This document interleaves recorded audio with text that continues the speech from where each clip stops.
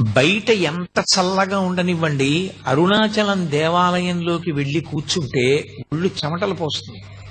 అంత వేడిగా ఉంటుంది. ఆ వేడి నిజంగా అగ్నిహోత్ర స్వరూపంతో ఉంటే మనం తట్టుకోలేమని ఆ వేడి రూపంలో ప్రకాశిస్తూ ఉంటాడు ఆయన.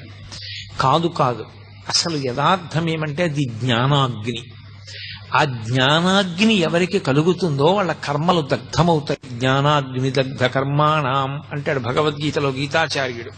ఆ జ్ఞానాగ్ని వలన మళ్లీ పుట్టవలసినటువంటి అవసరం లేకుండా పాపములన్నీ కూడా కాలిపోతాయి సంచితముతో కలిపి. అంత గొప్ప జ్ఞానస్వరూపమే రాశీభూతమై లింగస్వరూపాన్ని దాల్చింది. జ్ఞానస్వరూపమైనటువంటి అగ్నిలింగం. అందుకే అరుణాచలంలో ఉండేటటువంటి శివలింగము భౌతికమైనటువంటి అగ్నికి ప్రతీక, జ్ఞానాగ్నికి ప్రతీక.